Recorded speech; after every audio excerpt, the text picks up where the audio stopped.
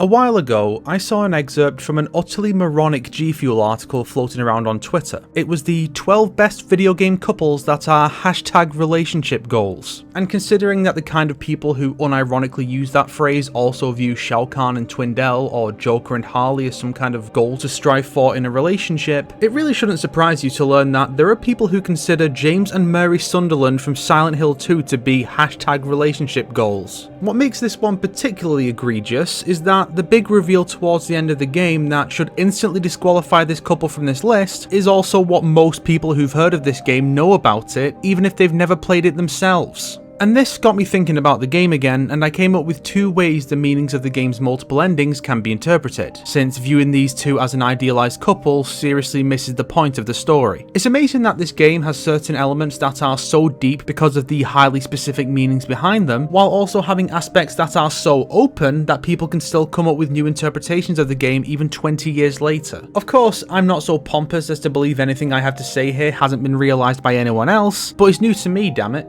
Silent Hill 2 follows James Sunderland, a recently widowed man who receives a letter from his late wife asking him to come to Silent Hill. Ultimately, James discovers that he himself killed Mary and suppressed that memory, convincing himself that she died 3 years ago and he had nothing to do with it. From here, 4 different outcomes present themselves for James since we discount the joke endings. Leave sees James leave town with Laura, presumably adopting her as Mary had wanted before she died. Maria sees James leave town with Mary's doppelganger, who begins coughing sickly as Mary had, suggesting history will repeat itself. In Rebirth, James turns to the dark arts in a bid to revive his wife. And in Water, infamously, has James drown himself in the lake to be reunited with his wife in the afterlife. The first interpretation is that the endings represent different ways a person can proceed after a relationship ends, be it via breakup or death. Rebirth and In Water are very clear in their parallels. They represent a person being unable to move on and drowning in despair, in one case literally. The difference between the two is that one represents stagnation while the other represents self-destruction. Maria also represents stagnation, but in a different way. It's James believing he is able to move on, but this is no more true than the fantasy world he created in his mind to absolve himself of his sins. This is what happens when one seeks out a new partner with superficial similarities to the previous one. They cannot and never will provide you with the same relationship, and projecting the old partner onto the new one is unhealthy for both of you. If one were to interpret Mary snapping at James in the hallway flashback and Maria's often demeaning or downright abusive treatments of James as being reflective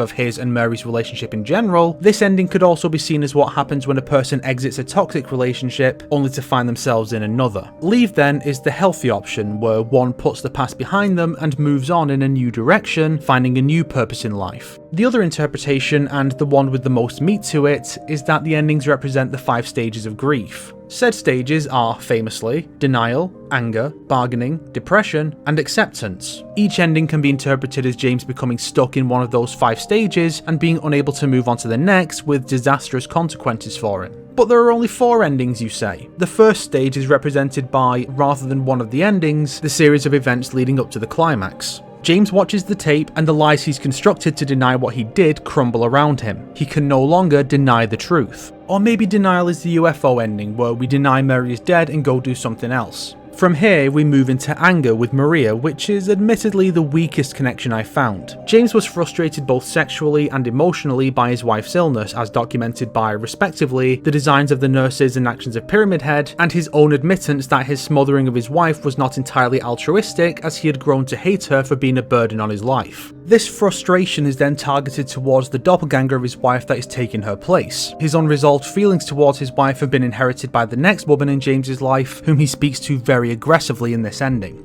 The third is bargaining with Rebirth. This one's very clear cut. James is literally bargaining with the source of the town's spiritual power in a bid to have Mary brought back from the dead, which cannot end well, even if it does work. Fourth, depression is seen within Water. Unable to live without Mary or with what he did, James takes his own life. And finally, acceptance is represented by the Leave ending, where James accepts what happened and chooses to honour his wife by granting her final wish rather than dwelling on her death. Silent Hill 2 has a powerful message about learning to accept loss and move on with our lives. If we let ourselves dwell too much on what we've lost, we'll become stuck in a highly destructive mindset, and there's so much more to gain by moving forward. I think one of the most powerful things about this message is that those other 3 outcomes where James fails to learn this lesson all exist and are all very real possibilities for him. In fact, the Book of Lost Memories makes the claim that James came to town with the intent of ending his own life, which helps to make his potential acceptance of reality and decision to move on all the more powerful. It's one of the things that makes video games the greatest storytelling medium there is, and it's why any adaptation of this game would be considerably weaker. Even if a movie or novelization told this story and had James move on with his life in the end, the fact that this non-interactive version of the tale only has one possible outcome limits its power after the first viewing. With the game, however, every time you restart James's journey, every one of those endings is entirely possible as the outcome to his story, leaving aside Rebirth being limited to New Game Plus. James could very well take his own life in your next playthrough, and that makes his perseverance, should you choose to guide him that way, all the more triumphant. And what makes SH2 special in that regard, even within its own series, is that these outcomes all feel like real endings that are thematically appropriate for this narrative.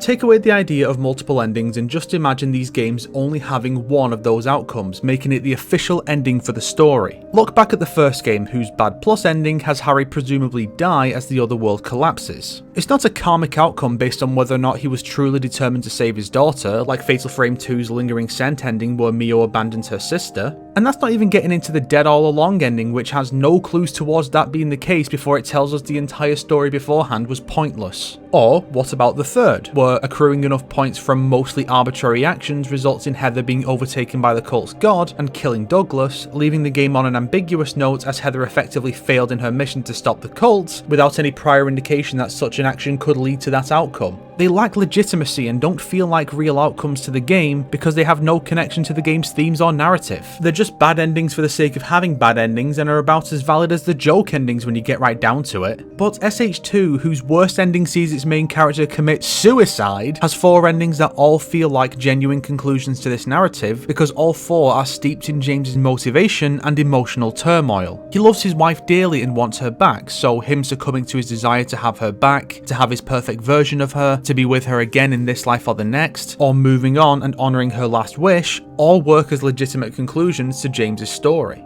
I used to think there was nothing new to say about SH2 on YouTube, given the sheer amount of content that exists discussing and dissecting and reinterpreting it as both a game and a piece of art, but even on the year of its 20th anniversary, it seems there really is more one can say about it. Hopefully, the dawn of such a major anniversary will inspire more thought on the game and produce some new talking points.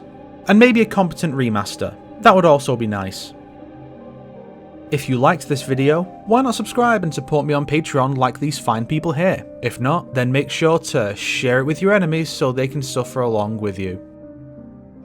Today's recommended video is The Genius of Silent Hill 2's Endings by Mega Burst Fan. Guy's got some interesting takes on the endings, particularly Leave, which he presents in a way I never considered before.